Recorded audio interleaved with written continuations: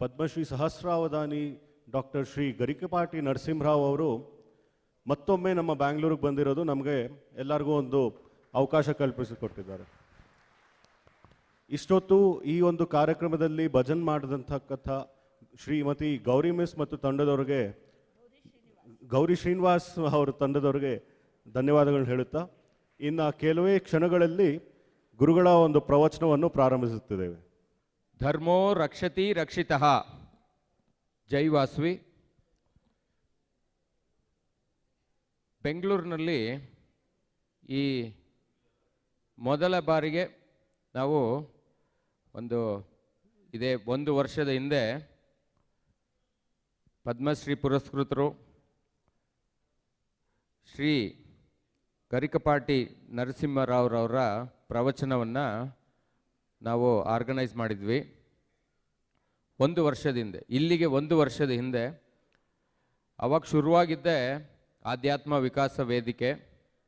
ಆಧ್ಯಾತ್ಮ ವಿಕಾಸ ವೇದಿಕೆ ಒಂದು ಮೂಲ ಉದ್ದೇಶ ಹಿಂದೂ ಧರ್ಮವನ್ನು ಪ್ರಚಾರ ಮಾಡುವಂಥ ಒಂದು ವೇದಿಕೆ. ಈ ವೇದಿಕೆ ಮೂಲ ಉದ್ದೇಶ ಈ ಥರ ಹಿಂದೂ ಧಾರ್ಮಿಕ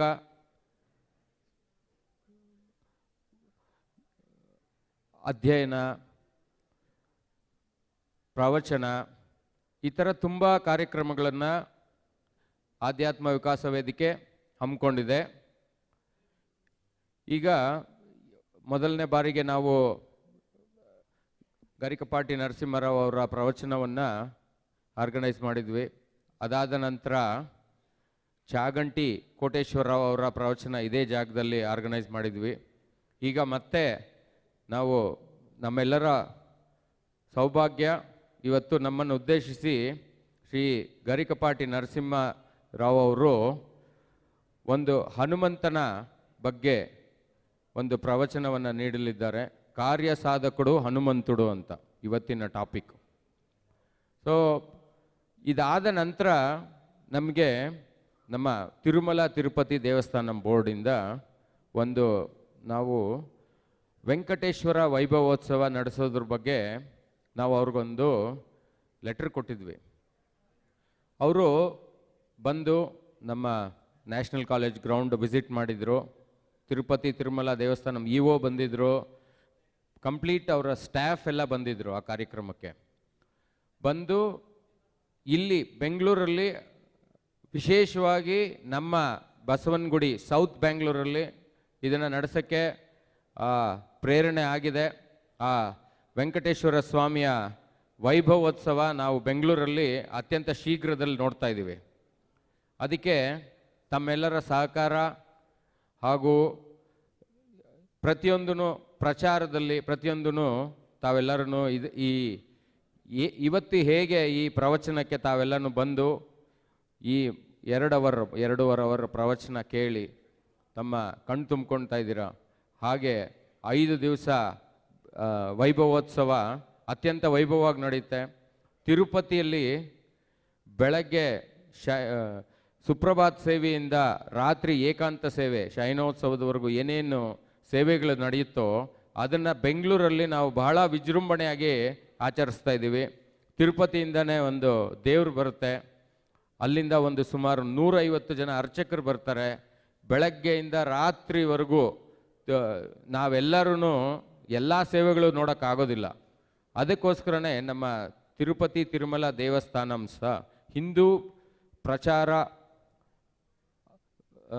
ಹಿಂದೂ ಧರ್ಮ ಪ್ರಚಾರ ಪರಿಷತ್ ಅಂತ ಒಂದು ಅಂಗ ಇದೆ. ಆ ಅಂಗದ ಮೂಲಕ ಈ 5 ದಿವಸದ ವೈಭವೋತ್ಸವವನ್ನು ಅತ್ಯಂತ ವಿಜೃಂಭಣೆಯಿಂದ ಬೆಂಗಳೂರಲ್ಲಿ ನಡೆಸಲಾಗುತ್ತೆ. ಇದೇ ನವೆಂಬರ್ ತಿಂಗಳಲ್ಲಿ ನಡೆಸಲು ಭಗವಾನ್ ಪ್ರೇರಣೆ ಆಗಿರುತ್ತೆ. ದಯವಿಟ್ಟು ಎಲ್ಲರೂ ಈ ಕಾರ್ಯಕ್ರಮಕ್ಕೆ ಸಪೋರ್ಟ್ ಮಾಡಬೇಕು. ತಮ್ಮೆಲ್ಲರಿಗೂ ಈ ಕಾರ್ಯಕ್ರಮಕ್ಕೆ ಮತ್ತೊಮ್ಮೆ ಆಧಾರದ ಸುಸ್ವಾಗತ. Thank you. ಈ ಸಂಪೂರ್ಣ ಕಾರ್ಯಕ್ರಮವನ್ನು ಶ್ರೀ ವಾಸವಿ ಟ್ರಸ್ಟ್ ಏರ್ಪಡಿಸಲಾಗಿದೆ. ಅವರ ಒಂದು ಸಹಾಯ, ಅವರ ಒಂದು ಸಹಕಾರ ಇಲ್ಲದೆ ಇವತ್ತಿನ ಪ್ರವಚನ ಇಲ್ಲ ಅಂತಲೇ ಹೇಳ್ಬೋದಾಗಿತ್ತು. ಈ ಒಂದು ವಾಸವಿ ಟ್ರಸ್ಟ್ ಇಂದ ನಿಮ್ಗೆಲ್ಲರಿಗೂ ಸ್ವಾಗತ ಕೋರಲು ಚಿಕ್ಕದಾಗಿ ನಮ್ಮ ಕಂದಲ ಸುಬ್ರಾಜ್ ಅವ್ರನ್ನ ಕೊಡ್ತೇನೆ. ಎಲ್ಲರಿಗೂ ನಮಸ್ಕಾರ. ವಾಸವಿ ಟ್ರಸ್ಟ್ ಬಗ್ಗೆ ನಾವೇನು ಬೆಂಗಳೂರಿನಲ್ಲಿರೋರಿಗೆ ಯಾರಿಗೂ ಏನು ಹೇಳೋ ಕೆಲಸ ಇಲ್ಲ, ಯಾಕಂದರೆ ಎಷ್ಟು ಒಳ್ಳೆಯ ಕೆಲಸ ಮಾಡ್ತಾಯಿದೆ ಅಂತ ತಮಗೆಲ್ರಿಗೂ ಗೊತ್ತು. 12 ವರ್ಷದಿಂದನೇ ಡಯಾಲಿಸಿಸ್ ಸೆಂಟರ್ ಸ್ಟಾರ್ಟ್ ಮಾಡಿದ್ರು, ಇವಾಗ ವಾಸವಿ ಹಾಸ್ಪಿಟ್ಲ್ ಮಾಡಿದ್ದಾರೆ. ಕೋವಿಡಲ್ಲಿ ಕೂಡ ಎಲ್ಲರಿಗೂ ಬರೀ ನಮ್ಮ ವೈಶ್ಯರಿಗೆ ಅಲ್ಲದೆ ಪ್ರತಿಯೊಬ್ಬರಿಗೂ ಸುತ್ತಮುತ್ತ 100 ಕಿಲೋಮೀಟ್ರ್ವರೆಗೂ ಬಹಳ ಉಪಯೋಗ ಆಗಿದೆ. ಅದೇ ಥರ ಇವಾಗಲೂ ಮುಂದೆ ಬಹಳ ಇಂಪ್ರೂವ್ಮೆಂಟ್ ಮಾಡ್ತಾ ಇದ್ದಾರೆ. ರೋಬೋಟಿಕ್ ಮಿಷಿನ್ಸು, ಟ್ರಾನ್ಸ್ಪ್ಲಾಂಟೇಷನು, ಈ ಥರದ್ದೆಲ್ಲನೂ ಇನ್ನೊಂದು ವರ್ಷದಲ್ಲಿ ಎಲ್ಲ ಬರ್ತಾ ಇದೆ. ಲೇಟೆಸ್ಟ್ MRI, CT ಸ್ಕ್ಯಾನು ಎಲ್ಲ ಹಾಕಿದ್ದಾರೆ. ಅದ್ರ ಜೊತೆಗೆ ನಾವು ಈ ಥರ ಧರ್ಮ ಕಾರ್ಯಕ್ರಮಗಳು ಕೂಡ ಮಾಡ್ತಾ ಇದ್ದೀವಿ. ಅದಕ್ಕೋಸ್ಕರನೇ ಇದನ್ನೂ ಒಂದು ದೊಡ್ಡದಾಗಿ ವಾಸವಿ ಟ್ರಸ್ಟ್ ಮುಖಾಂತರ ಮಾಡೋಣ ಅಂತ ತಗೊಂಡಿದ್ದೀವಿ. ತಮ್ಮೆಲ್ಲರ ಸೌಕರ್ಯ ಇದ್ದರೆ ಇನ್ನೂ ಮುಂದೆ ಕೂಡ ಭಾಳಷ್ಟು ಮಾಡ್ಬೋದು. ಎಲ್ಲರಿಗೂ ಇವತ್ತು ಸ್ವಾಮಿಗಳ ಪ್ರವಚನ ಕೇಳಿ ಎಲ್ಲರಿಗೂ ಸಂತೋಷವಾಗಲಿ, ಆರೋಗ್ಯವಿರಲಿ ಅಂತ ಆಶಿಸ್ತೀನಿ. ನಮಸ್ಕಾರ. ಇನ್ನು ಯಾವುದಕ್ಕೂ ತಡೆ ಮಾಡದೆ ಗುರುಗಳನ್ನ ವೇದಿಕೆ ಮೇಲೆ ಕರೆತರಲು ಶ್ರೀ ಕಂದಲ ಸುಬ್ರಾಜ್ ಅವರು ಪನ್ನಗಶಯನಂ ಅವ್ರನ್ನ ಕೋರ್ತೇನೆ. ದಯವಿಟ್ಟು ಗುರುಗಳು ವೇದಿಕೆ ಬರಬೇಕು.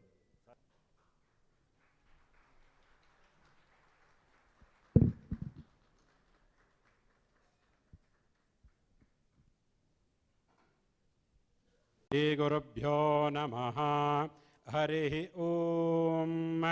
ಗಣಾನಾಂ ತ್ವಾ ಗಣಪತಿಗಂ ಹವಾಮಹೇ ಕವಿಂ ಕವೀನಾಮುಪಮಶ್ರವಸ್ತಮಂ. ಜ್ಯೇಷ್ಠರಾಜಂ ಬ್ರಹ್ಮಣಾಂ ಬ್ರಹ್ಮಣಸ್ಪತ ಆನಶೃಣ್ವನ್ನೋತಿಭಿಃ ಸೀದಸಾದನಂ. ಕಿಂಜ್ಯೋತಿಸ್ತವ ಭಾನುಮಾನಃ ನಿಮೇ ರಾತ್ರೌ ಪ್ರದೀಪಾದಿಕಂ. ಸ್ಯಾದೇವಂ ರವಿದೀಪದರ್ಶನವಿಧೌ ಕಿಂಜ್ಯೋತಿರಾಖ್ಯಾಹಿ ಮೇ. ಚಕ್ಷುಸ್ತಸ್ಯ ನ ಮೇಲನಾದಿಸಮಯೇ ಕಿಂ ದೀರ್ತಿಯೋ ದರ್ಶನೆ. ಕಿಂ ತತ್ರ ಮಹತೋ ಭವಾನ್ ಪರಮಕಂ ಜ್ಯೋತಿಸ್ತದಸ್ಮಿ ಪ್ರಭೋ. ಕಾತ್ಯಾಜನಾಯ ವಿದ್ಮಹೇ ಕನ್ಯಾಕುಮಾರಿ ಧೀಮಹಿ ತನ್ನೋ ದುರ್ಗಃ ಪ್ರಚೋದಯಾತ್. ಮಹಾದೇವ್ಯೈ ಚ ವಿದ್ಮಹೇ ವಿಷ್ಣುಪತ್ನೇ ಚ ಧೀಮಹಿ ತನ್ನೋ ಲಕ್ಷ್ಮೀಃ ಪ್ರಚೋದಯಾತ್. ಗಣಾಂಬಿಕಾಯೈ ವಿದ್ಮಹೇ ಸರ್ವಸಿದ್ಧೈ ಚ ಧೀಮಹಿ ತನ್ನೋ ಗೌರೀ ಪ್ರಚೋದಯಾತ್.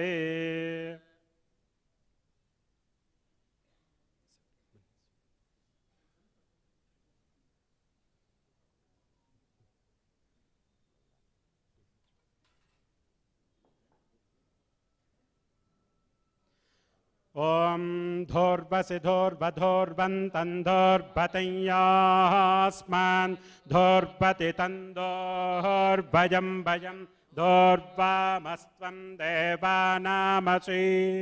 ಸೋಮೋ ವಾಜೇತಸ್ಯ ರಾಜ್ಯಮಾಧತ್ತೆ ಯೋ ರಾಜಾಸನ್ ರಾಜ್ಯೋ ವಾ ಸೋಮೇನ ಜಜತೆ. ದೇವಸುಪಮೇತಾನಿ ಹವಿಗುಂಷಿ ಭವಂತಿ. ಏತಾವಂತೋ ವೈ ದೇವಾನಾಗಂ ಸವಾಃ ತದೇವಾಸ್ಮೈ ಸವಾನ್ ಪ್ರಯಚ್ಛಂತೆ. ತ ಏನಂ ಪುನಃ ಸುವಂತೆ ರಾಜ್ಯಾಯ ದೇವಸು ರಾಜಾ ಭವತಿ. ಯೋ ವೇದಾದೋಸ್ಪರಃ ಪ್ರೋಕ್ತೋ ವೇದಾಂತೇನ ಪ್ರತಿಷ್ಠಿತಃ ತಸ್ಯ ಪ್ರಗತಿಲೀಲಸ್ತಯಃ ಪರಸ್ಯ ಮಹೇಶ್ವರಿ. ಸಾಂಗಾಯೈ ಸಾಯುಧಾಯೈ ಸಪರಿವಾರಾಯೈ ಸರ್ವಾಲಂಕಾರ ಭೂಷಿತಾಯೈ ಭಗವತಿ ಶ್ರೀಕನ್ನಿಕಾ ಪರಮೇಶ್ವರ್ಯೈ ನಮಃ. ಸಂಧ್ಯಾ ಸಮಯೇ ವೇದೋಕ್ತಮಂಗಲನೀರಾಜನಂ ಸಂದರ್ಶಯಾಮಿ ರಕ್ಷಾಂ ಧಾರಯಾಮಿ ನಮಸ್ಕರೋಮಿ. ಹರ ಹರ ಹರ ನಮಃ ಪಾರ್ವತೀ ಪತಯೇ. ಜಯ ಇಂದಿರಾರಮಣ ಗೋವಿಂದ. बोलो श्री कन्निका परमेश्वरी माई की.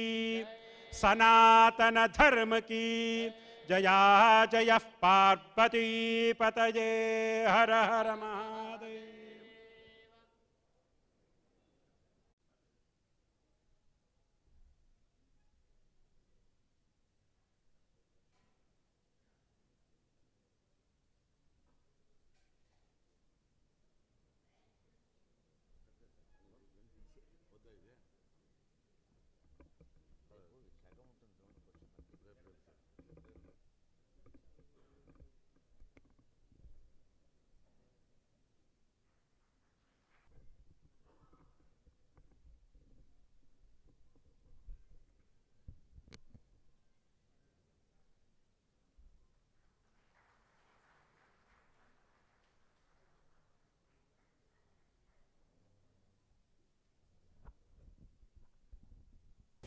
బెంగళూరులోని వాసవి కన్వెన్షన్ సెంటర్లో సాగుతూ ఉన్న కార్యసాధకుడు హనుమంతుడు అనేటువంటి ఆధ్యాత్మిక ప్రవచనానికి మీకందరికీ మొదటి రోజు ప్రవచనానికి హృదయపూర్వకంగా స్వాగతం పలుకుతున్నాం. మాతృదేవోభవ. అమ్మను నమ్మిన వానికి నెమ్మది భావాలు పుట్టు నిండు మొయిల్లై.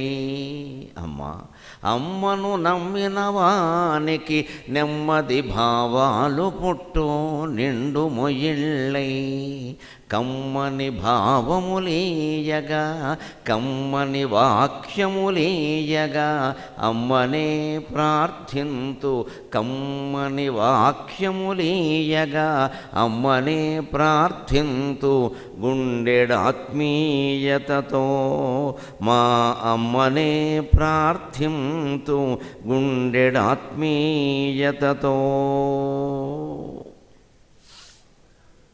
కార్యసాధకుడు హనుమంతుడు అనే ఈ ప్రవచనానికి ప్రధానమైన ఆధారం వాల్మీకి రామాయణంలోని సుందరకాండ. వాల్మీకి రామాయణంలో ఏ కాండ ఎంతకాలం జరిగింది అనడానికి ఒక లెక్క ఉంది. బాలకాండ 12 సంవత్సరాలు జరిగింది. 12 సంవత్సరాల కథ. బాలకాండ పూర్తయ్యేసరికి రామలక్ష్మణులకి 12 ఏళ్ళు దాటి 13వ ఏట ప్రవేశించారు. 13వ ఏటే వారికి వివాహం అయింది. అయోధ్యకాండ అక్కడి నుంచి 12 సంవత్సరాల 1 మాసం కథ. అక్కడికి 25 ఏళ్ళు సుమారుగా ఉన్నాయి. రాముడు వనవాసానికి బయలుదేరే సమయానికి 25 ఏళ్ళు. అప్పటికి సీతాదేవికి 18 ఏళ్ళు. ఇవన్నీ లెక్కలు చాలా స్పష్టంగా వాల్మీకి రామాయణంలోనే ఉన్నాయి. రాముడి కంటే సీత పెద్దదంటారు. ఎందుకంటే తప్పుడు మాట ఇంకోటి లేదు. 1 కాదు 2 కాదు 7 ఏళ్ళు చిన్నది. వనవాసానికి బయలుదేరే సమయానికి ఆయన వయస్సు 25 ఏళ్ళు అయితే ఈవిడ వయస్సు 18 ఏళ్ళు. పెళ్లి నాటికి ఆయన వయస్సు 13 ఏళ్ళు అయితే ఈవిడ వయస్సు 6 ఏళ్ళు. జనక మహారాజు ఒళ్ళో కూర్చోబెట్టుకుని పెళ్లి చేశాడు. చిన్నపిల్ల కాబట్టి ఒళ్ళో కూర్చోబెట్టుకుని పెళ్లి చేశాడు. తలంబరాలు పోయిస్తుంటే కూడా చేతులు ఎత్తి ఆయనే పోయించాడు. పొయ్యలేదు ఆవిడ. ఆ ముచ్చట్లన్నీ ఆ రోజుల్లో ఉండేవి. అప్పటి నుంచి అతనే భర్త అతనే భార్య అనే భావన ఉండడం వల్ల కలకాలం ఆ బంధం అలా నిలబడింది కూడా. అలాగా లెక్కగా చూస్తే బాలకాండ 12 సంవత్సరాల కథ అయితే అయోధ్యకాండ 12 సంవత్సరాల 1 మాసం 10 రోజుల కథ. రోజులతో సహా లెక్క ఉంది దానికి. మళ్ళీ అరణ్యకాండ 13 సంవత్సరాల 1 మాసం కథ. అది 14 ఏళ్ళు వనవాసమైన అందులో కిష్కింధ కూడా కలిపి వస్తుంది. కిష్కింధ యుద్ధం అన్నీ కలిపే అరణ్యవాసం. అందుకని 13 సంవత్సరాల 1 మాసం కథ. కిష్కింధకాండ కేవలం 8 నెలల కథ, 8 months. సుందరకాండ కేవలం 1.5 రోజు కథ, 1.5 day. మన గంటల లెక్కలో చెప్పాలంటే 36 గంటలు. ఏదో హైదరాబాద్ నుంచి ఢిల్లీ పెడితే సరిపోదు, విశాఖపట్నం నుంచి ఢిల్లీ పెడితే సరిపోతుంది అది రైల్లో. 36 గంటలు అంతే. 36 గంటల్లో కథ పూర్తయింది. యుద్ధకాండ 21 రోజుల కథ, 21 days యుద్ధం జరిగింది. ఇవన్నీ లెక్కలు పక్కాగా ఉన్నాయి. పరిశోధనల అనంతరం అనేక రకాల ఆధారాలు చూసుకుని తర్జన భర్జనలు పడి తేల్చినటువంటి లెక్కలు. ఈ లెక్క మనం ఇప్పుడు ఎందుకోసం చెప్పుకోవడం అంటే, అన్ని కాండల్లోకి అతి తక్కువ సమయంలో జరిగినటువంటి కథ కలిగిన 1.5 రోజుల సుందరకాండ మొత్తం రామాయణంలో రామాయణ మహామాల రత్నం అన్నట్టుగా నిలబడింది. అందుకే మనకు తెలుగులో చెప్తారు, కాకిలా కలకాలం బతకడం కంటే హంసలా 6 నెలలు బతకడం మంచిదే. మనం అందరం ఆయుర్దాయాల గురించి బాగా తాపత్రయపడిపోతూ ఉంటాం. షష్ఠి పూర్తి వచ్చినా, సప్తతి వచ్చినా, ఇంకా 80 కూడా నిండినా ఇంకా ఆయుర్దాయం పెరగాలంటే ఏ యజ్ఞం చేయాలని ఆలోచిస్తాం. ఆయుర్దాయం ముగిసిపోయేలోగా ఏమి సాధించాలి అని ఆలోచించాలి. ఆయుర్దాయం పెంచుకుంటే ఉపయోగం లేదు. ఇక్కడ 30 ఏళ్ళు సర్వీస్ చేసి విసుగుపోయిన వాడికి ఇంకో 2 ఏళ్ళు సర్వీస్ పెంచితే వచ్చేది ఏం లేదు, విసుగు తప్ప. ఆ 2 ఏళ్ళు సర్వీసు ఆ జీతం కొడుకులకి ఏమైనా ఉపయోగపడుతుందేమో కానీ వీడికేం ఉపయోగపడదు. దానివల్ల వచ్చేది ఏమైనా విసుగు వస్తుంది. పైగా అధవసంత ఇప్పటికీ చేసి చేసి విసిగిపోయి పెంచకుండా ఉంటే ఇంటి దగ్గర కూర్చునేవాళ్ళు. తీరా పెంచాక దాన్ని తీసుకోకుండా ఉండలేము, ఏమి చేయాలో తెలియదు. అంచేది మనిషి కూడా ఆయుర్దాయం గురించి తాపత్రయపడకూడదు. ఆయుర్దాయం ముగిసేలోగా మనం చేరవలసిన లక్ష్యాన్ని చేరుకున్నప్పుడు ఆయుర్దాయం 100 ఏళ్ళు అయితే 10 ఏళ్ళు అయితే ఆ లక్ష్యాన్ని చేరుకున్నామా లేదా అనేదే ముఖ్యం. అదే సుందరకాండ. ఆయన బయలుదేరింది మొదలు 1.5 రోజులో ఆయన లక్ష్యాన్ని ఛేదించి తిరిగి వచ్చాడు. 1.5 రోజు అనేది ఈయన బయలుదేరిన క్షణం మొదలు తిరిగి వచ్చి రాముడికి కనిపించే వరకు లెక్క. లంకలో గడిపింది కాదు, లంకలో గడిపింది ఒక రాత్రి. ఒక రాత్రి, మర్నాడు పొద్దున్న, అంతే, ఇంకేం లేదు. సాయంత్రానికి వచ్చేసాడు. అంత వేగంగాను అంత సమర్థంగాను కార్యాన్ని నిర్వహించుకుని వచ్చాడు. అందుకే కార్యసాధకుడు హనుమంతుడు అని దీనికి కార్యకర్తలు శీర్షిక పెట్టారు. దీనికి ముందుగా మనం తెలుసుకోవలసింది ఏంటంటే హనుమంతుని పుట్టుకలోనే ఒక రహస్యం ఉంది. ఆయన పుట్టుకకి సంబంధించి కొన్ని జీన్స్ ఉన్నాయి, కొన్ని జన్యువులు. ఆ జన్యువుల బలం ఆయనకి చాలా కలిసి వచ్చింది. ఆయన తల్లి అంజనాదేవి అందరికీ తెలుసున్నది. కానీ ఆవిడ పూర్వజన్మలో పుంజిక స్థల అని అప్సరస్సు. ఆవిడ మొదటి జన్మ అంజనాదేవి కంటే ముందు జన్మ పుంజిక స్థల. పుంజిక స్థల ఘృతాచి మేనక రంభా విప్రచిత్తి స్వయం ప్రభ అన్నట్టుగా అప్సరోగణంలో చాలా పేరు మోసినటువంటి స్త్రీ. ఆవిడ కూడా పాలసముద్రంలోంచి పుట్టిన 60,000 మంది అప్సరసల్లో ఒక ఆవిడ. క్షీరసాగర మథనం జరుగుతుంటే 60,000 మంది అప్సరసలు పుట్టారు. ఈ రంభా మేనక లాంటి వాళ్ళందరూ అక్కడే పుట్టారు సుమారుగా, ఏదో కొంతమంది తప్పితే.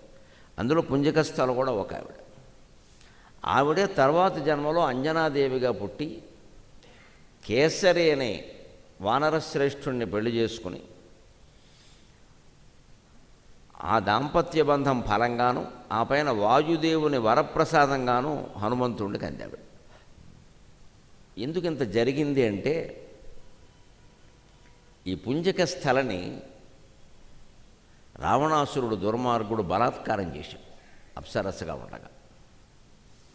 ఆవిడేం చెయ్యలేకపోయింది, బలాత్కారానికి తలొగ్గాల్సి వచ్చింది. కానీ కక్ష మనస్సులో ఉండిపోయింది, కోపం. నేనేం చేయలేకపోతున్నా, ఈ దుర్మార్గుడికి వశమైపోవలసి వచ్చింది. వీళ్ళిలా ఎంతమందిని మింగేస్తాడు, ఎంతమంది శీలాలను నాశనం చేస్తాడు, ఎన్ని సంసారాలు కూల్చేస్తాడు. వీడికి చావు అనేది లేదా? అసలు బ్రహ్మదేవుడు లాంటి వాళ్ళు ఇలాంటి వాళ్ళకి ఎందుకు వరాలు ఇస్తారు? ఇచ్చింది వరమా, కండ కావరమా అని ఆవిడ మనస్సులో బాగా కోపం పెంచుకుని ఆవిడే అంజనాదేవిగా జన్మించింది. ఆ అంజనాదేవికి ఆంజనేయ స్వామి జన్మించాడు. అందుకే పుంజిక స్థలకి సంబంధించినటువంటి మాసంలోనే హనుమత్ జయంతి వస్తుంది. హనుమత్ జయంతి ఎప్పుడు జరుపుకోవాలంటే శాస్త్రం ప్రకారం, వాల్మీకి రామాయణం ప్రకారం, అంతేకాదు వ్యాస భాగవతంలో చెప్పిన ప్రకారం కూడా ఎప్పుడు జరుపుకోవాలంటే వైశాఖ బహుళ దశమి నాడు జరుపుకోవాలి. మనం దక్షిణ ప్రాంతంలో దక్షిణాది భారతం అంతా అలాగే జరుపుకుంటాం. మనం వైశాఖ బహుళ దశమి మే నెలలో వస్తుంది. ఎందుకు జరుపుకోవాలి అంటే వైశాఖ మాసానికి అధినాయకురాలు పుంజిక స్థల వాళ్ళ అమ్మ. ఏమిటి అధినాయకురాలు, అప్సరస అధినాయకురాలు ఏమిటి? ఇది గొప్ప రహస్యం. ఇది భాగవతంలో ఉంటుంది, వ్యాస భాగవతంలో ఉంటుంది, 12వ స్కంధంలో ఉంటుంది. అక్కడ శ్రీకృష్ణుడు ఉద్ధవుడికి రకరకాల విశేషాలు, యుగాంతర విశేషాలు, ధర్మాలు అన్నీ చెబుతాడు ఉద్ధవుడు అనే మిత్రుడికి. ఇంకా సుఖమహర్షి పరీక్షిత్తు సందర్భంగా కూడా కొంత చర్చ జరుగుతుంది.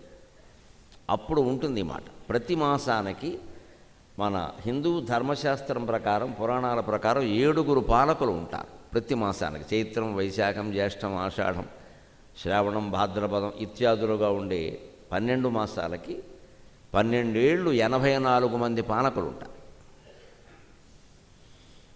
ఆ 7 ఎవరు అంటే అందులో ప్రతి మాసానికి ఒక ఋషి ఉంటాడు.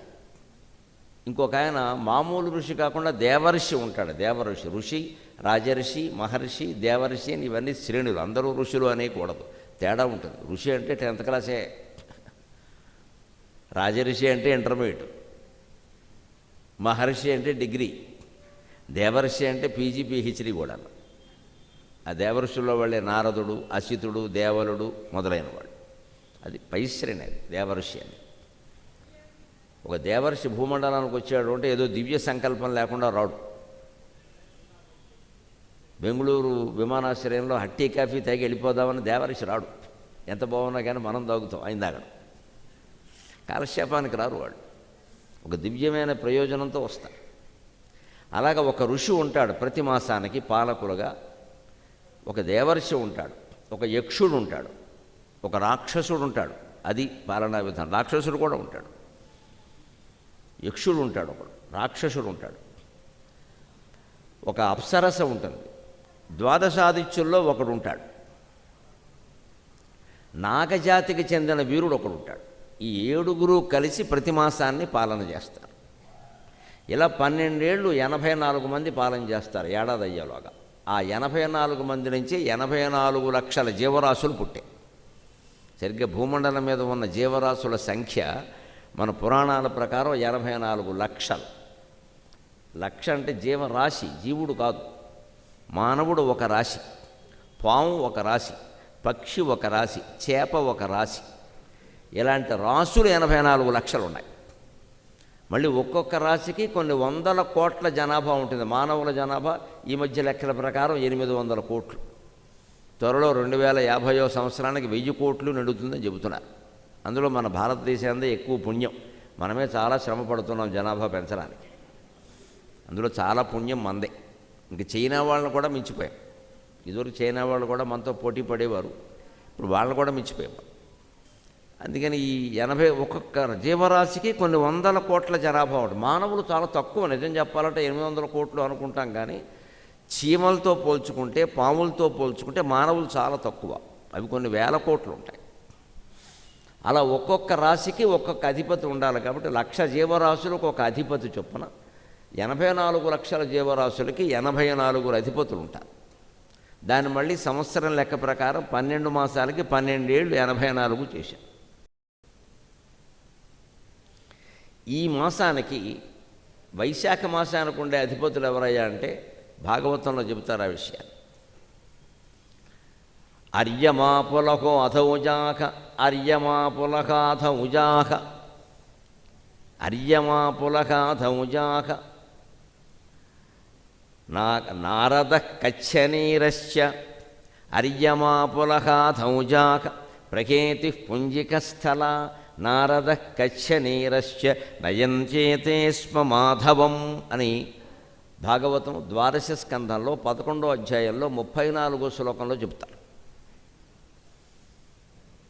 ఎవరు ఈ మాధవ మాసం వైశాఖ మాసానికి అధిపతులు చెప్తారు. మాధవ మాసం అంటే మనకు మళ్ళీ కొత్త, మనం వైశాఖం అంటాం. వైదికమైన లెక్కల ప్రకారం ఈ పేర్లు ఉండవు. వైదికమైన లెక్క ప్రకారం వైశాఖ మాసాన్ని మాధవ మాసం అంటారు. చైత్రం, వైశాఖం, జ్యేష్టం, ఆషాఢం ఇవి మన లెక్క కోసం పెట్టిన పేర్లు. వేదాల్లో ఎక్కడ ఈ పేర్లు ఉండవు. చైత్ర వైశాఖాలని మధుమాసం, మాధవ మాసం అంటారు. జ్యేష్ఠ ఆషాఢాలని శుచిమాసం, శుక్రమాసం అంటారు వేదంలో. శ్రావణ భాద్రపదాలని నభోమాసం, నభస్యమాసం అంటారు. ఆశ్వీజ కార్తీకాలని ఇషుమాసం, ఊర్జమాసం అంటారు. ఇషేత్వోర్జేత్వావాయవస్థోపాయవస్థ దేవావ సవిత అనే మంత్రంలో ఉన్నది అదే. ఇషుమాసం, ఊర్జమాసం అంటారు.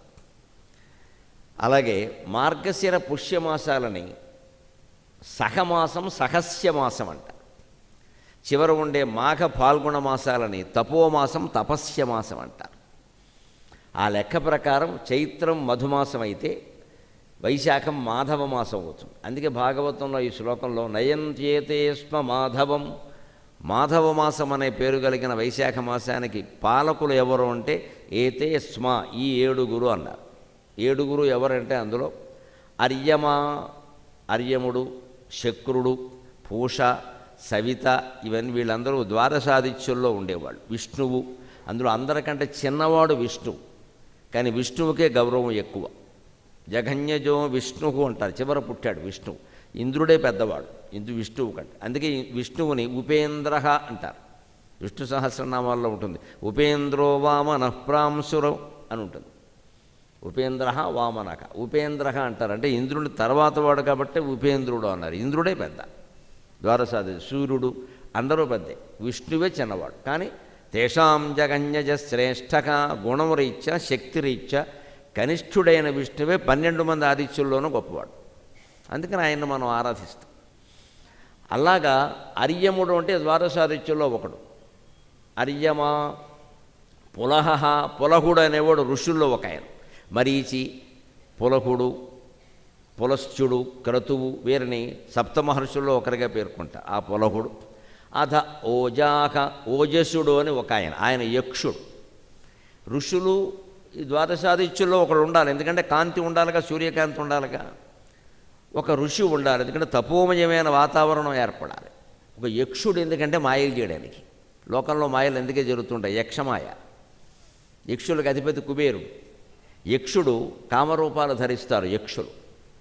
యక్షిణీ విద్య అంటారు. ఆ విద్య నేర్చుకుంటే ఏదైనా సరే తొందరగా వస్తుంది, 10 రోజుల్లో వస్తుంది.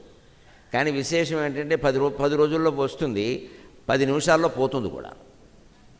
యక్షమాయలన్నీ అలాగే ఉంటాయి. కష్టపడి సంపాదించిందే నిలబడుతుంది తప్ప ఏదో పిచ్చి పిచ్చి పూజలన్నీ చేసేసి, ఏదో ఉపాసనలు చేసేసి, తీవ్రమైన నిరాహార దీక్షలన్నీ చేసేసి, ఎవడి మీదో కష్టతో చేసినట్టు చేస్తే వస్తాయి, కొన్ని వస్తాయి, కానీ ప్రమాదకరంగా ఉంటాయి, పోతాయి, మనిషి బుద్ధిని పక్కదారి పట్టించేస్తాయి. ఇదే యక్షిణీ విద్యలు. వీటినే క్షుద్రారాధనలు అంటారు. ఖచ్చితంగా క్షుద్రదేవత ఆరాధనలు అంటే ఇవి. మనకి కరెంటు వాడుకున్నాం అనుకోండి, ప్రభుత్వం వరకు దరఖాస్తు పెట్టుకుని తీసుకుని దాన్ని కట్టాల్సిన రుసుము ఏదో కట్టి దాన్ని తీసుకుని వైరింగ్ చేసుకుని కనపడకుండా జాగ్రత్తగా వైరింగ్ చేసుకుని అంతా పెట్టుకుని మీటర్లు పెట్టుకుంటే స్విచ్ చేస్తే కరెంటు ఉంటే వెలుగుతుంది, లేకపోతే లేదు. కర్ణాటకలో అయితే కాస్త ఎక్కువ డబ్బులు కట్టాలి ఈ మధ్యన, ఆంధ్రాలో కొంచెం తక్కువ అంటున్నారు, నాకు అంత తెలియదు. బాగా విద్యుత్ రేట్లు పెంచారట కదా, నమశివాయ. అందుకని ఏదైనా పెంచినా తగ్గించినా అది కరెంటు ఉంటే వస్తుంది, లేకపోతే లేదు. ఈ ఏర్పాటు ఏమీ చేయకుండా కొందరు చేస్తారు, గమనించండి. వినాయక చవితికి పందిరేస్తారు రోడ్డు పక్కన. ఇక్కడ కాదు, మన దగ్గర ఆంధ్రాలో బాగా ఉంటాయి. దసరాకి పందిళ్ళు వేస్తారు, రోడ్డు పక్కనే అమ్మవారిని పెట్టేస్తారు, రోడ్డు పక్కనే వినాయకుడిని పెట్టేస్తారు. కానీ అమ్మవారు ఇంకా కొంచెం నయం, వినాయకుడు మరీ లోకువ, ఎక్కడ పడితే అక్కడ పెట్టేస్తారు. కరెంటు కావాలి కదా, పక్కనే పోల్ ఉంటుంది, దాని నుంచి వైర్ వచ్చి లాగేస్తాడు. ఇలాగా మాట్లాడకుండా ఎమ్మెల్యేని పిలిచి ఓపెనింగ్ చేయిస్తాడు. ఇదే ఈ దొంగ కరెంటు ఓపెనింగ్ అనమాట. ఆయన పెట్టుకుంటారా, ఆయన చూసుకుంటానంటాడు, ఏం చూస్తాడో తెలియదు, అంతే. అటువంటప్పుడే షార్ట్ సర్క్యూట్ జరుగుతుంది, గమనించండి. సరిగ్గా ఏర్పాటు చేయకపోవడం వల్ల, దొంగ కరెంటు లాగడం వల్ల, అది ఎక్కడి నుంచో పెట్టేయడం వల్ల ఎవడో దాని మీద నీళ్లు పోసేసి వాన కురిసేసి నాన్న గొడవ అయిపోయి షార్ట్ సర్క్యూట్ అవుతుంది. అదే కరెంటు సక్రమంగా లాక్కుంటే అలా జరగదు, ఈ దొంగతనంగా లాక్కుంటేనే జరుగుతుంది. ఈ క్షుద్రదేవత ఆరాధన మొత్తం దొంగ ఆరాధనే. నువ్వు ఆ తొందరగా పొందాలని చూస్తున్నావు. ఎందుకు ఆ తొందర? దేనికి పట్టే సమయం దానికి పడుతుంది. బిడ్డ కడుపులో పడింది అంటే బయటికి రావడానికి 9 నెలలు పడుతుంది. 3 నెలల్లో లాగేస్తానంటే అలాగా?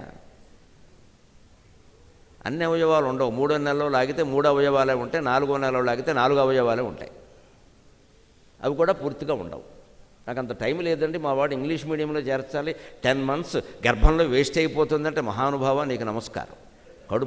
తల్లి కడుపులో ఉన్న 10 నెలల్లో కూడా వేస్ట్ అయిపోతుందని ఆలోచిస్తున్నాడు. నిజానికి మొత్తం జీవితంలో ఏ శంక, ఏ భయం లేకుండా అద్భుతంగా గడిపింది ఏదైనా ఉంటే తల్లి కడుపులో మాత్రమే. మనం బయటకు వచ్చింది మొదలు అన్నీ బాధలే, అన్నీ భయాలే. మనం సుఖంగా ఉన్నాం ఎప్పుడున్నామో తల్లి కడుపులోనే ఉన్నాం. అప్పుడు మనం సుఖంగా ఉన్నామని మనకు తెలియదు. ఇక తర్వాత సుఖంగా ఎప్పుడు ఉంటామంటే శ్మశానంలో ఉన్నప్పుడు ఉంటాం, అది తెలియదు. అది తెలియదు, ఇది తెలియదు. నిజానికి అప్పుడే ఉండేది. మనిషి ఎప్పుడు సుఖపడతాడు అంటే పుట్టక ముందు, పోయిన తర్వాత. పుట్టిన తర్వాత సుఖం ఉండదు ఎప్పుడు. అందరికీ తెలుస్తూనే ఉంది. ఇక్కడ సుఖపడుతున్నామని మనం అనుకుంటున్నాం అంతే. సుఖం వెనకాల ఎన్నో దుఃఖాలు ఉన్నాయి ఇక్కడ. అంచేతనే ఇది చాలా కష్టపడి జాగ్రత్తగా పొందాలి. కానీ ఏదైనా సరే, శ్రమ అయినా సరే, హనుమంతుడు మనకు చెప్పబోతున్నది అదే. ఆయనకున్న అడిమ, మహిమ, గరిమ, లఘిమ, ప్రాప్తి, ప్రాకామ్యం, ఈశత్వం, వశిత్వంతో ఏదైనా చేసేయచ్చు, నిమిషాల మీద సాధించవచ్చు. అలా చేయలేదు ఆయన. ఎలా చెయ్యాలో అలాగే చేశాడు. కింద పడించోట పడ్డాడు, మళ్ళీ చెయ్యాలనుకుని లేచాడు. అందుకని నేను పడను అని అనలేదు. పొరపాటు పడితే పడ్డాడు, మళ్ళీ తెలుసుకున్నాడు. ఆత్మహత్య చేసుకునే ప్రయత్నం కూడా చేశాడు, తెలుసుకున్నాడు. రాక్షసులు దెబ్బ కొడితే పడ్డాడు, అంతకు 2 రెట్లు కొట్టాడు. కానీ అసలు హనుమంతుడిని కొట్టడానికి వీలేదంటే కుదరదు, అటువంటి చట్టాలు ఏం లేవు ఇక్కడ. కొడతారు, వాళ్ళ రాజ్యానికి వచ్చా కొట్టరు ఏమిటి, పడ్డాడు. అంటే మనం గ్రహించవలసింది ఏమిటంటే కార్యసాధన చెయ్యాలి అంటే ఓటమికి కూడా సిద్ధపడాలి. గెలిపే కావాలంటే కుదరదండి. ఎలాగైనా సరే నేను గెలవాల్సింది అనబట్టి అక్రమాలు జరుగుతున్నాయి. నేను గెలిచినా గెలవకపోయినా నియోజకవర్గానికి సేవ చేయాలంటే అక్రమంగా గెలవాల్సిన అవసరం లేదండి. మనం గెలిస్తే మనం చేస్తాం, లేకపోతే ఆవిడ గెలిస్తే వాడు చేస్తాడు. మనకే లేదుగా, నేను గెలిచి తీరాలి అంటే నీ దృష్టి సేవ మీద కాదు, నువ్వు గెలవడం మీద ఉంది. రాజకీయాలు ఎంత కుళ్ళిపోయో అర్థమవుతూనే ఉంది ఇక్కడ.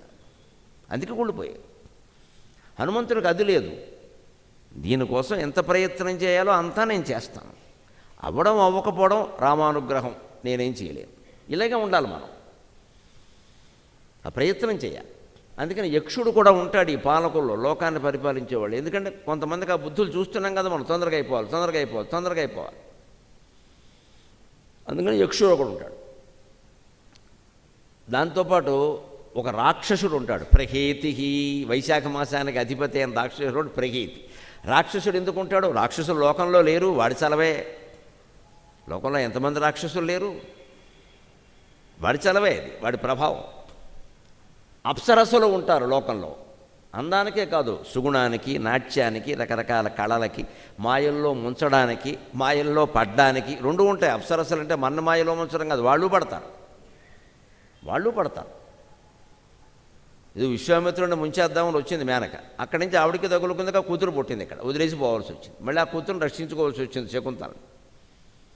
రంభ విశ్వామిత్రుడిని తపస్సు భంగం చేద్దామని వచ్చింది. ఆయన ఈసారి పడలా, మేనక్కి పడ్డాడు, రంభకి పడలేదు. రాయి అవుతామని శపించాడు, చచ్చినట్టు 10,000 ఏళ్ళు రాయే బతికింది. అంచేది అప్సరస అయినంత మాత్రాన సుఖపడుతుందని ఏం లేదు, బాధపడుతుంది. అంచేది అప్సరసలు మన మాయలో పడేస్తారు, వాళ్ళు పడతారు. ఇప్పుడు వాడి ఇంట్లో వాడు జపం చేసుకుంటే పోయేదానికి ఒక్కోడు ఏం చేస్తాడంటే అరుగు మీద కూర్చొని చేస్తాడు. అప్పుడప్పుడు కళ్ళు మూస్తాడు, అప్పుడప్పుడు తెరుస్తాడు. కళ్ళు మూయడం ఎందుకంటే అవతల వాళ్ళని మాయలో పడేయడానికి, కళ్ళు తెరవడం ఎందుకంటే వీడు మాయలో పడ్డానికి. నువ్వు నిజంగా జపం చేస్తే కళ్ళు తెరిచే పనే ఉంది నీకు, ఎందుకు తెరుస్తున్నావు? ఎవడన్నా అట్టిపళ్ళు పెట్టాడేమో చూసుకోవాలి కదా. మా అట్టిపళ్ళు అయితే పర్వాలేదు, 500 నోటు పెట్టించాడేమో చూసుకోవాలి కదా. అప్పుడు కళ్ళకి అద్దుకుని లోపల వేసుకో, అంటే వీడి జపం 500 కోసం. అంతే దొంగ జపం చేసేవాడు అరుగు మీద కూర్చొని చేస్తున్నాడు అంటే వాడు అప్పుడప్పుడు కళ్ళు తెరుస్తున్నాడు, అప్పుడప్పుడు మూస్తున్నాడంటే ఉద్దేశం ఏమిటంటే కళ్ళు ముయ్యడం అనేది మన్ని మాయ చేయడానికి, కళ్ళు తెరవడం అనేది వాడు మాయలో పడ్డానికి. ఇంకెందుకు? వాళ్ళు మన మాయ చేస్తున్నారంటే లేదు, వాళ్ళు కూడా మాయలో పడుతున్నారు. లోకమంతా ఇంతే విచిత్రం. మనం ఏదో చేసి ఎవన్నో మాయ చేసామంటాం, మనం కూడా పడ్డాం. అంచేతన రాక్షసులు ఉంటారు, అప్సరస్సులు ఉంటారు. పుంజిక స్థలాన్ని అప్సరస్సు ఉంది. అలాగే నారదగా దేవర్షి, నారదుడు అధిపతి వైశాఖ మాసానికి.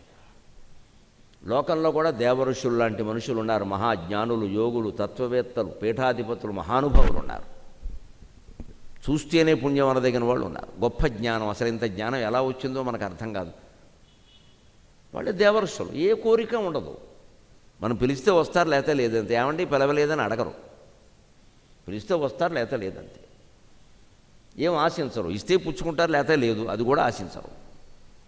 కానీ జీవితం హాయిగా గడిపిస్తూ ఉంటారు. దేవర్షి. కచ్చనీరశ్చ, నాగజాతికి చెందినవాడు. ఆదిశేషుడు, వాసుకి, కర్కోటకుడు, తక్షకుడు, ఈ కచ్చనీరుడు వీళ్ళంతా నాగజాతి నాయకుడు. నాగులు, పాములు లాంటి మనుషులను చూస్తున్నాం కదా. పాము కంటే ఘోరమైన వాళ్ళని చూస్తున్నాం. పాముకి తలలోనే విషం ఉంటుంది, నిలువెల్లా విషం ఉన్న వాళ్ళని చూస్తున్నాం ఇక్కడ. తల నుండు విషము ఫణికిని విలయంగా తోక నుండు వృశ్చికమునకున్ తలతోక ఎనక నుండును నీ కలునకు నిలువెల్ల విషము గదరా సుమతే అన్నాడు భద్రభూపాలుడు బద్దెన్న సుమతి శతకంలో. తేలుకి తోకలో విషం ఉంటుంది, పాముకి తలలో విషం ఉంటుంది. దుర్మార్గుడు ఉంటాడు లోకంలో, వాడికి తల తోక లేదు, మొత్తం అంతా విషమే అన్నాడు. మనుషులు చూస్తూనే ఉన్నాం మనం. ఎందుకుంటారంటే పాలకుల్లో నాగజాతి వాడు కూడా ఉన్నాడు. జీన్స్ ఎక్కడికి పోతాయి? నారద కచ్చనీరశ్చ. ఈ రకంగా ఈ 7గురు, ఒక ఋషి, ఒక దేవఋషి, ఒక యక్షుడు, ఒక రాక్షసుడు, ఒక ద్వాదశాదిత్యుల్లో ఒకడు, అలాగే ఒక అప్సరస, ఒక నాగజాతి వాడు, ఈ 7గురు కలిసి పరిపాలిస్తారు. ఆ రకంగా వైశాఖ మాసానికి ఉండే పరిపాలకుల్లో అప్సరసల్లో భాగంగా పుంజికస్థల కూడా ఉంది. కాబట్టి ఆవిడ అంశతో జన్మించినటువంటి అంజనాదేవికి ఆంజనేయ స్వామి పుట్టినటువంటి దాన్ని మనం వైశాఖ బహుళ దశమి నాడు జరుపుకుంటూ ఉన్నాం. ఇది హనుమ జయంతి రహస్యం. ఇది ఎందుకోసం ప్రత్యేకంగా చెప్పడం అంటే, నాగులు ఉన్నారు, దేవతలు ఉన్నారు, ఋషులు ఉన్నారు, యక్షులు ఉన్నారు, రాక్షసులు ఉన్నారు, అప్సరసులు ఉన్నారు. లోకంలో అన్నీ ఉన్నాయి. కాబట్టి మనం ఎలా ఉండాలో మనం నిర్ణయించుకోవాలి. లోకంలో వీళ్ళు ఎందుకున్నారు అని అడిగే అధికారం నీకు లేదు. వేడి లేదా, చలి లేదా, ఇవన్నీ ఎందుకున్నాయి? అలాగే మనుషుల్లో కూడా తేడా ఉన్నవాళ్ళు ఉంటారు. మనం ఎలా ఉండాలో నిర్ణయించుకోవాలి. కానీ లోకం ఎలా ఉంది ఏమిటని ఏడుస్తూ కూర్చోకూడదు. ఇక్కడ లోకం అలాగే ఉంటుంది, కానీ నిన్ను అలా ఉండమని చెప్పలేదు కదా. కలియుగం ఇలా ఉంటుంది, ఇంత అక్రమంగా ఉంటుంది, మనుషులు దుర్మార్గంగా ఉంటారని చెప్పారు. నిన్ను ఉండమని చెప్పలేదు. నువ్వు తప్పించుకోవచ్చు, నువ్వు ఉండొచ్చు, నువ్వు మంచివాడిగానే ఉండొచ్చు. ఆ చెడ్డ వాతావరణం నుంచి మనల్ని మనం వేరు చేసుకుంటే ఉండొచ్చు. అందుకే హనుమంతుడు తల్లి ఆ వానరుల వాతావరణం నుంచి దూరం చేసి హనుమంతుణ్ణి మహర్షుల మధ్యలో పెంచింది. వానరుల మధ్యలో ఉంటే వాలి, సుగ్రీవుడు, అంగదుడు లాగే ఉండేవారు. వాలి పూర్తిగా దుర్మార్గుడు, సుగ్రీవుడు సగం, మరి సన్మార్గుడు అనలేం, దుర్మార్గుడు అనలేం, సగం. వాడికి రకరకాల చాపల్యాలు ఉన్నాయి. ఇక అంగదుడు అంటావా, తండ్రి చనిపోబట్టి గత్యంతరం లేక సుగ్రీవుడి దగ్గర ఉన్నాడు తప్పితే ఎప్పటికప్పుడు సుగ్రీవుడిని వేసేద్దామని చూసేవాడు. అంత కోపం ఉంటుంది వాడికి. ఇవన్నీ ఇందులో ఈ మొత్తం కోతుల్లో హనుమంతుడు తప్పితే చాలా స్వచ్ఛమైన ప్రవర్తన కలిగిన వాడు ఎవడో కనపడ్డాడు. ఈయన ఎందుకు ఇలా ఉన్నాడు అంటే, వాళ్ళ అమ్మ అంజనాదేవి ఆయన్ని మహర్షుల మధ్యలో పెంచింది. ఇక్కడుంటే వీడు తిన్నగా ఉన్నాడు, కోతి వేషాలు వేస్తాడు అని పెంచింది. అందుకని హనుమంతుని బాల్యం మతంగ మహర్షి, శరభంగ మహర్షి మొదలైన వాళ్ళు మహానుభావులు ఉన్నారు. ఆ మహర్షుల ఆశ్రమాల దగ్గర గడిచింది.